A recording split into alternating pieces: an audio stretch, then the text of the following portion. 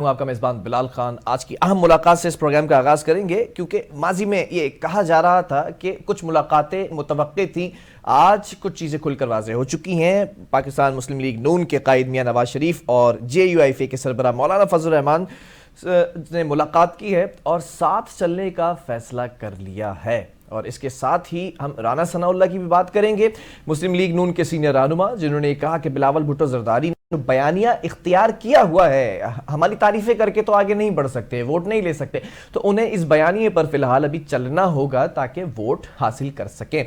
जबकि बिलावल भुट्टो जरदारी साहब ने भी इसका करारा जवाब दिया है और ये भी सामने रखा कि शेर तो बिल्ली निकला है और ये मसला जो है वो हल ऐसे नहीं होगा, इस मसले का हल निकालना इंतहाई ज़रूरी है। ऐसा लग रहा है कि बयानबाजी जो है वो एक दूसरे की जानिब की जा रही है और एक दूसरे के अगेंस्ट जो नैरेटिव हम माजी में देखते रहे हैं, 90 की दिहाई के अंदर म्यूजिकल चेयर का जो एक हम सिनेरियो देखते रहे हैं पूरे 10 साल तक, वही ऐसा लग रहा है कि अब दोबारा से उन बयानों को और उन बयानात को जो है वो अपनी स्पीचेस का हिस्सा बनाया जा रहा है। इसी पर आगाज़ कर लेते हैं। हमारे साथ पाकिस्तान पीपल्स पार्टी से सरदार नज़ाकत साहब मौजूद हैं, आपका बहुत शुक्रिया। और सीनियर तजियाकार हैं हमारे साथ इस वक्त अनवर खुर्शीद साहब, आपका भी बहुत शुक्रिया। खुर्शीद साहब, आपकी इजाज़त से मैं ज़रा सरदार साहब से बात का आगाज़ करूँगा। सरदार साहब, सरदार साहब, हम ये देख रहे हैं कि पीपल्स पार्टी इस वक्त तनहा रह चुकी है। तमाम सियासी जमातें हों कमोबेश वो इत्तेहाद की तरफ जा रही हैं। मियाँ साहब वापस आते हैं, वापस आते ही एक इशारा देते हैं मुफाहमत का, और ये कहा था कि जो तमाम हलीफ जमातें हैं उनसे राबता किया जाएगा, लेकिन PTI को ये कहा था जो हलीफ जमातें उनसे कोई राबता नहीं होगा। अब हम ये देख रहे हैं, पहले MQM, फिर उसके बाद बाप पार्टी, बलूचिस्तान से 30 अहम शख्सियात, उसके बाद मौलाना फजल रहमान यानी कि जमीयत उलमा इस्लाम फे। अब हम देखते आ रहे हैं कि पीपल्स पार्टी के अगेंस्ट ये रवैया जो इख्तियार किया गया, जो नैरेटिव इख्तियार किया गया है, जिसके बाद मौलाना फजल रहमान ने तो ये तक कहा है कि हम कोई जारहाना रवैया नहीं रखेंगे, लेकिन ऐसा लगता है कि उनका भी यही स्टेटमेंट था कि वो भी पीपल्स पार्टी के ही अगेंस्ट आ चुके हैं क्योंकि नून लीग से इत्तेहाद हो चुका है। पीपल्स पार्टी इस वक्त जो इलेक्शन होने वाले हैं उसमें तनहा खड़ी है क्या? फिलहाल देखें, सबसे पहली बात है कि जाहिर है मौलाना फजल रहमान साहब की अपनी पॉलिटिकल पार्टी है, नवाज शरीफ साहब की अपनी पॉलिटिकल पार्टी है, और इसी तरह पाकिस्तान पीपल्स पार्टी एक अपनी सोच रखती है, नजरिया रखती है। कोई अगर किसी से मुलाकात कर रहा है तो इसमें पाकिस्तान पीपल्स पार्टी को कोई एतराज नहीं है। और मैं ये समझता हूँ कि इनकी मुलाकातें बिल्कुल रहनी चाहिए, और इनकी मुलाकातें जो लोग करवा रहे हैं वो भी माजी में से उन लोगों ने सबक नहीं सीखा, और ना पाकिस्तान की बड़ी पॉलिटिकल पार्टीज ने इस चीज से सबक सीखा। 2013 का जो फेक इलेक्शन था, 2018 का जो फेक इलेक्शन था, और उसके बाद जितना मुल्क को नुकसान पहुंचा है वो पाकिस्तान की हिस्ट्री में ऐसा कभी नहीं हुआ। और फिर दूसरी बात यह कि आपको याद होगा कि 2018 में जो इलेक्शन हुआ उसमें यूरोपीय यूनियन का जो ऑब्जर्वर डेलीगेशन था, उसने जाके पूरे यूरोपियन कंट्रीज के अंदर यूरोपियन पार्लियामेंट में ये चीज पोर्ट्रे की कि पाकिस्तान के अंदर 2018 का जो इलेक्शन हुआ वो 2013 के इलेक्शन की तरह था और फेक इलेक्शन था। बुनियादी तौर पे पाकिस्तान पीपल्स पार्टी ये समझती है कि पाकिस्तान की तमाम पॉलिटिकल पार्टियों को अपने अपने मैनिफेस्टो के मुताबिक इलेक्शन लड़ना चाहिए, ना कि सिर्फ इलेक्शन मैनिफेस्टो के मुताबिक, बल्कि तमाम पॉलिटिकल पार्टीज को इक्वली लेवल प्लेइंग फील्ड मिलनी चाहिए ताकि लोग पाकिस्तान के अंदर आजादाना, मुनसिफाना और गैर जानिबदाराना वोट कर सके। लेकिन मैं समझता हूँ कि जिस तरह मियां नवाज शरीफ साहब को फैसिलिटेट करके इक़्तिदार में बिठाने की कोशिश हो रही है, ये बड़ा अनफॉर्चुनेट है कि ये तजुर्बा 2013 में भी किया गया, 2018 में भी किया गया, लेकिन ये इस तरह के पॉलिटिकल पार्टियों को सबको जमा करके किसी एक बंदे को हीरो बना के सीट के ऊपर बैठाना, ये पूरी दुनिया में पाकिस्तान के पॉलिटिकल सिस्टम का, डेमोक्रेटिक सिस्टम का तमाशा बन रहा है। ये नहीं होना चाहिए। और ये हमारी जो बड़ी पॉलिटिकल लीडरशिप अपने आप को कहती थी, जो कल तक वोट को इज्जत दो का नारा लगाते थे, कल मौलाना फजल रहमान साहब की क्या स्टेटमेंट्स होती थी, वो सारी आपके सामने। पाकिस्तान पीपल्स पार्टी इन सारी चीजों के ऊपर बिलीव नहीं करती। पाकिस्तान पीपल्स पार्टी तन तना अपने मैनिफेस्टो के मुताबिक इलेक्शन में जा रही है। पाकिस्तान की चारों सूबों के अंदर मैं आपको यकीन दिलाता हूं कि पाकिस्तान पीपल्स पार्टी के उम्मीदवार खड़े होंगे। सिंध लेकिन सरदार साहब आपने कहा इलेक्शन जनूबी पंजाब हम क्लीन स्वीप करेंगे और सेंट्रल पंजाब से कुछ सीटें मिलेंगी। ठीक है सरदार साहब, ये बताइएगा कि आपने कहा कि इलेक्शन जो है वो साफ और शफाफ होने चाहिए। पार्टी नहीं हुई तो सेकंड लार्जेस्ट पार्टी होगी। हम पाकिस्तान के अंदर अगर आजादाना, मुनसिफाना और गैर जानिबदाराना इलेक्शन हुआ तो पाकिस्तान पीपल्स पार्टी पाकिस्तान की सबसे बड़ी पॉलिटिकल पार्टी बन के उभरेगी और पाकिस्तान पीपल्स पार्टी के चेयरमैन बिलावल भुट्टो जरदारी पाकिस्तान के प्राइम मिनिस्टर होंगे।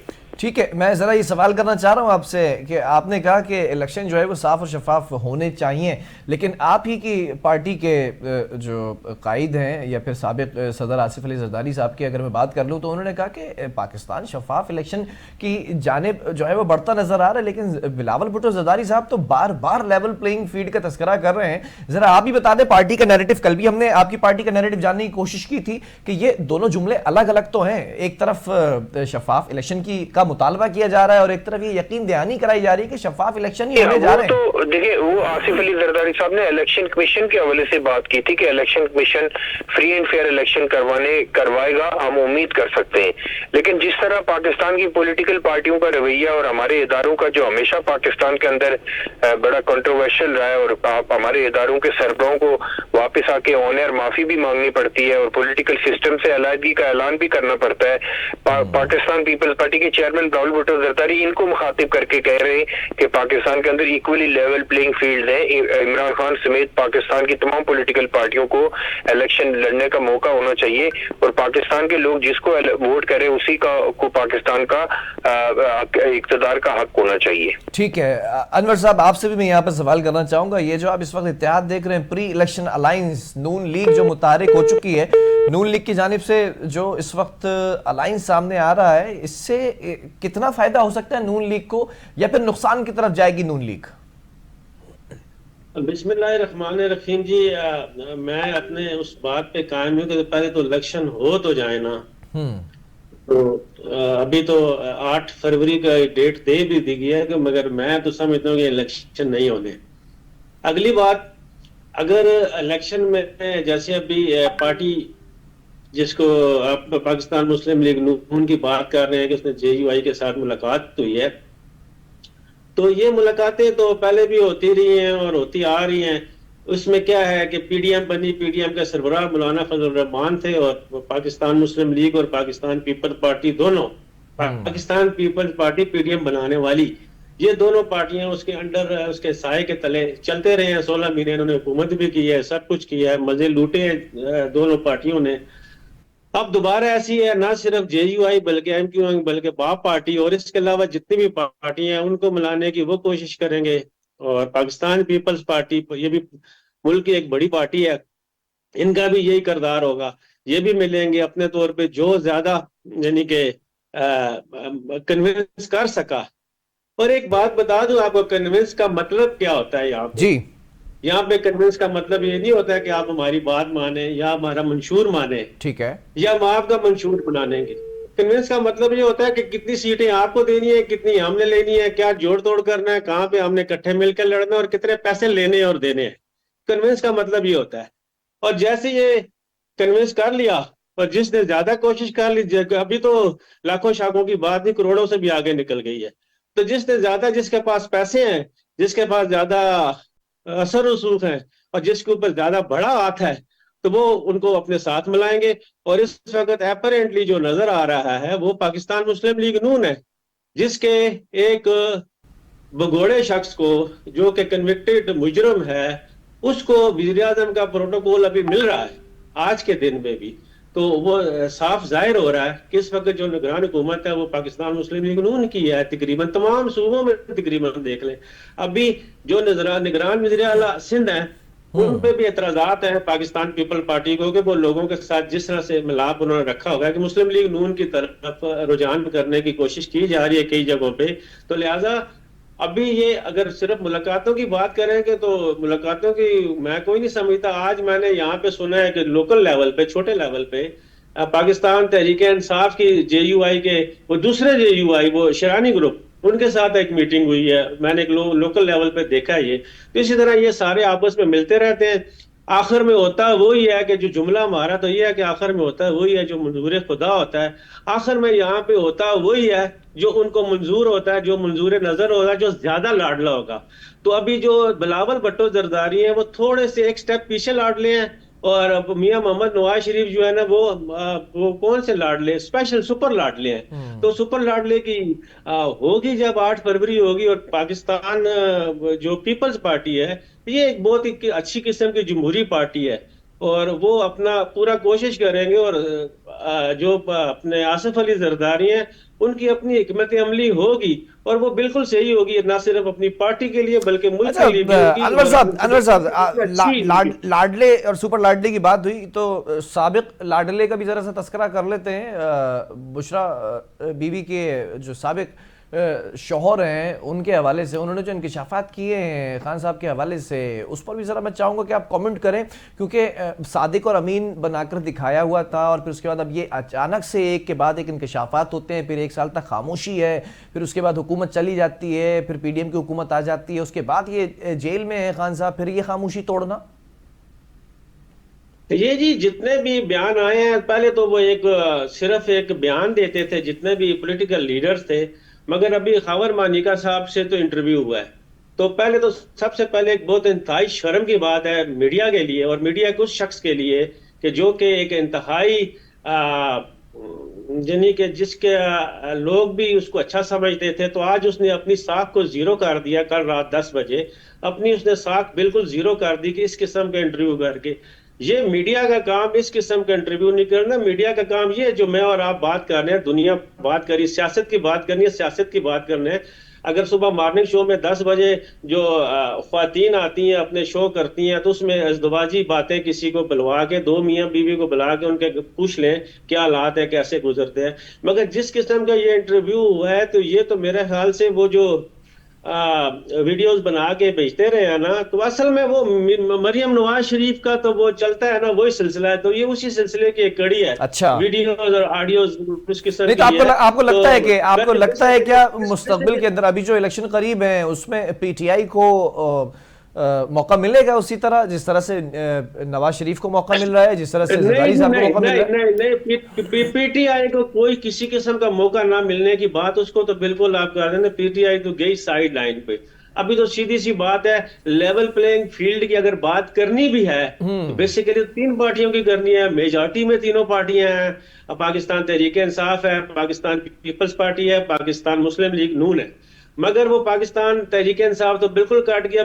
लेवल प्लेइंग फील्ड अगर बिलावल भुट्टो जरदारी मांगते हैं और उनको मिलती है, तो वो भी लेवल प्लेइंग फील्ड नहीं होगी, क्योंकि ये दो जो हैं पार्टियां यही आमने सामने होंगी, तीसरी पार्टी नहीं होगी। लेवल प्लेइंग फील्ड इस इलेक्शन में नहीं होगी। और जैसे इलेक्शन 2018 के हुए हैं, जैसे रिग्ड और बिल्कुल इंतहाई धांधली वाले 2013 के हुए, वैसे ही रिग्ड इलेक्शन 2008 के भी हुए। उससे पहले जितने 4 इलेक्शन, 5 इलेक्शन 85 का भी ले लिया, और उसके बाद 1977 वाले इलेक्शन 5 मार्च और 7 मार्च वो वाले इलेक्शन जो थे, वो भी 7 मार्च और 10 मार्च के इलेक्शन थे जो 1977 के, वो वाले भी इंतहाई रिग्ड थे, जिसकी वजह से उनकी हुकूमत भी चली गई जुल्फकार अली भुट्टो की। तो इलेक्शन कोई भी उतना शफाफ नहीं हुआ। जैसे कि साहब ने बताया कि 2 इलेक्शन बड़े रिग्ड हुए हैं, और 2008 के इलेक्शन की उन्होंने बात ही नहीं की। इलेक्शन ऐसे ही होते हैं, लाडला जो होता है वही इलेक्शन जीता, और अभी भी लाडला इलेक्शन जीते।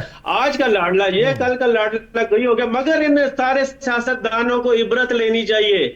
उनको आज पिछले जो 16 महीने और उसके 16 महीने के बाद अभी जो तकरीबन 2 महीने गुजर गए हैं, इसमें जो कुछ हो रहा है सियासतदानों के साथ, बाकी जो इस वक्त बैठे हुए सियासतदान एक किस्म के हुकूमत में जो सियासतदान घर में बैठे हैं, उनको इबरत लेनी चाहिए। ठीक है, मैं जरा जिस जमात को आप लाडला प्लस करार दे रहे हैं उसी जमात के रहनुमा में ज्वाइन कर चुके हैं PMLN की जानिब से आसिफ बाजवा साहब हमारे साथ मौजूद हैं। बाजवा साहब बहुत शुक्रिया ज्वाइन करने के लिए। आज तो हमने देखा कि जमीयत उलमा इस्लाम फे यानी कि मौलाना फजल रहमान ने भी हिमायत का ऐलान कर दिया, इत्तेहाद हो चुका है। बलूचिस्तान से आपको एक अच्छी अक्सरियत सामने आई है इत्तेहाद में, कराची से MQM आपके पास है, जमीयत उलमा इस्लाम फे आपके पास आ चुकी है। नून लीग इतनी अगर कॉन्फिडेंट है, और ये तासुर भी जा रहा है कि नून लीग के पास तमाम रास्ते इस वक्त खुले हुए हैं, तो फिर नून लीग को इत्तेहाद करने की जरूरत क्यों पेश आ रही है?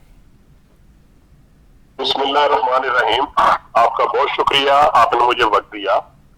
गुजारिश ये है कि जिस दिन मियां मोहम्मद नवाज शरीफ साहब वतन वापस तशरीफ लाए तो उन्होंने अपने खिताब में ये कहा कि हम इंतकाम की बात नहीं करेंगे, हम पाकिस्तान की तरक्की की बात करेंगे और हम पाकिस्तान की इकोनॉमी की बात करेंगे और पाकिस्तान से महंगाई को खत्म करेंगे। और उसके साथ उन्होंने ये भी कहा कि हम सबको साथ लेकर चलेंगे। तो उसका मतलब यही था कि तमाम सियासतदानों को जो स्टेक होल्डर्स हैं और जिनको मैं एक बात बड़ी कैटेगरिकली आपसे कहना चाह रहा हूं, जो बाद में आप शायद कह दें कि जो इलेक्टेबल्स हैं, जो अपने आप को समझते हैं कि उनका वोट बैंक है, वो चाहे किसी भी जमात में चले जाए या वो इंडिपेंडेंट इलेक्शन कंटेस्ट करते हैं, तो लोग उनको वोट देते हैं और यही वजह है कि लोग उनको इलेक्टेबल्स कहते हैं। तो उसका मतलब ये था कि हम सब लोगों को साथ लेके चलना चाहते हैं, इसलिए कि पाकिस्तान की जो इकोनॉमी की जो सूरत हाल है, जो मईशत की सूरत हाल है, वो इस कदर दगरगू है कि अकेली एक जमात जो है वो शायद उसमें कामयाब ना हो सके। अच्छा, और उन्होंने बाजवा साहब, मियां साहब जब वापस आए थे तो मियां साहब ने कहा था जितनी हलीफ जमातें हैं उनके साथ राब्ते दोबारा से रखेंगे। Why not Peoples Party? अब तक पीपल्स पार्टी से कोई राब्ता क्यों नहीं किया गया?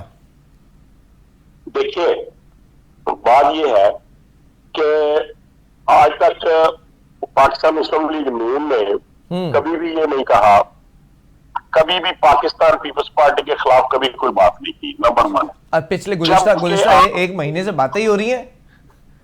नहीं सर, नहीं, मैं करता हूँ ये हेलीकॉप्टर से तस्वीरें किसने गिराई थी? जी। बात ये है कि जब कोई पार्टी के सरबराह या चेयरमैन बिलावल भुट्टो जरदारी साहब कोई बात करेंगे तो हम सिर्फ जवाब देने की हद तक उनको जवाब देते हैं, वो टैग करते हैं और हम सिर्फ जवाब देते हैं, ना हम डिफेंसिव होते हैं और ना हम उनके ऊपर ऑफेंसिव होते हैं। हम समझते हैं कि उनकी बात का जवाब देना हमारा फर्ज बनता है। हम सिर्फ जवाब की हद तक जा रहे हैं, लेकिन हमारा किसी भी लीडर ने अच्छा, मुझे बाजवा साहब एक बात बताएं, क्या मियां साहब और जरदारी साहब का कोई राब्ता हो रहा है? इसकी जरा कंफर्मेशन कर दीजिएगा, क्योंकि बैकडोर पॉलिसीज की भी बात सुनाई दे रही है। कोई राब्ता हुआ है क्या? जब आए थे तब एक राब्ता हुआ था, उसके बाद से अब तक कोई राब्ता हुआ है? देखिए सर, उसके बाद अभी तक कोई, क्योंकि जरदारी साहब भी इस बात पर जो है वो इत्तेफाक करते हैं, फिर मरियम औरंगजेब साहिबा भी इस पर तायद करती हैं उनके स्टेटमेंट की कि इलेक्शन जो है वो साफ और शफाफ होने जा रहे हैं, पाकिस्तान शफाफ इलेक्शन की तरफ जा रहा है। लेकिन पाकिस्तान पीपल्स पार्टी के जो चेयरमैन है बिलावल भुट्टो जरदारी साहब, वो इस बात का शिकवा रोज अव्वल से कर रहे हैं कि जो लेवल प्लेइंग फील्ड है वो नहीं मिल रही है। सबसे पहले उन्होंने बात की थी लेवल प्लेइंग फील्ड की। उसके बाद आज जो रिसेंटली बात हुई, आज उन्होंने कहा कि जो शेर था वो बिल्ली निकला। क्या आपने शायद देखा हो? बिल्कुल। उसके बाद उन्होंने कहा, इससे पहले फिर उन्होंने कहा कि ये नून लीग नहीं, ये महंगाई लीग है। और इसके अलावा और भी 2-4 ऐसे स्टेटमेंट्स दी, लेकिन मैं आपको फिर अर्ज कर दूं कि जब से, और एक बात मैं तारीफ करना चाहूंगा बिलावल भुट्टो जरदारी की, बीइंग पॉलिटिकल वर्कर, कि पाकिस्तान की नेशनल असेंबली में जब उन्होंने आखिरी speech the on the floor of the house, वो बहुत जबरदस्त और बड़ी कमाल की स्पीच थी, जिसमें उन्होंने कहा कि मेरे वालिद साहब मुझे क्या और क्या मरियम नवाज के वालिद साहब क्या, उन सबको हमें 90 की दहाई की सियासत की तरफ लेके जाना चाहते हैं। तो मैं ये समझता हूँ कि अगर बिलावल भुट्टो जरदारी साहब बतौर चेयरमैन अपने बयानात का जायजा लें और उनकी वालिदा मुहतरमा ने जो लंदन में बैठ के मिसाके जमहूरियत किया था, अगर उसको एक दफा वो पढ़ लें तो मेरा ख्याल है कि ये कोई फर्ज नहीं है उनके अच्छा, ऊपर। मुझे एक बात बताएं, ये तासुर क्यों, ये बाजवा साहब, ये तासुर क्यों जा रहा है कि मियां साहब कोई डील करके बैठे हैं या मियां साहब लाडले प्लस हो चुके हैं? ये वही तौर तरीका नहीं है जिसके ऊपर मियां साहब वोट को इज्जत दो की कैंपेन चलाते रहे, मुझे क्यों निकाला के नारे लगाते रहे, इमरान खान साहब के ऊपर लानतान होती रही, और फिर आज हम ये देखते हैं कि वही कुछ रास्ता इख्तियार किया जा रहा है। तमाम सियासी पार्टियां एक ही बात कह रही हैं, राई का पहाड़ भी तो तभी बनता है ना जब राई मौजूद होती है। हाँ, देखिए मैं अर्ज करूं, 21 अक्टूबर 2023 से पहले हमारे मुखालफीन ये कहते थे कि मियां साहब नहीं आ रहे, नंबर 1। नंबर 2, दूसरी बात वो ये कहते थे अगर मियां साहब आएंगे तो ये पाकिस्तान मुस्लिम लीग नून वाले उनका भरपूर इस्तेकबाल नहीं कर सकेंगे, क्योंकि पीएमएलएन का वोटर और पीएमएलएन का जो वर्कर है वो स्लीपिंग पार्टनर है, वो सिर्फ इलेक्शन डे के दिन घर से निकलता है और शेर के निशान के ऊपर पकड़ लगा के घर के अंदर चापटता, वो गली में और वहां से ट्रैकिंग पे नहीं आता। लेकिन जब मियां नवाज शरीफ साहब तशरीफ लाए तो आपने देखा, पूरी दुनिया ने देखा कि पाकिस्तान मुस्लिम लीग नून का वर्कर, पाकिस्तान मुस्लिम लीग नून का सपोर्टर, पाकिस्तान नून लीग का वोटर, ये सब लोग घर से निकले और मियां नवाज शरीफ साहब को वेलकम करने गए। लेकिन जिन लोगों को ये उम्मीद नहीं थी, उसके बाद उन्होंने प्रोपेगेंडा करना शुरू कर दिया कि जी ये तो लाडला प्लस है, ये तो जी फलां है। मुझे ये बताएं कि अभी तक मियां नवाज शरीफ साहब का एक भी केस जो है वो डिसाइड नहीं हुआ, सब के सब पेंडिंग है। कैसे आप कह सकते हैं कि आप अदलिया के लाडले हैं या किसी और चीज के लाडले हैं?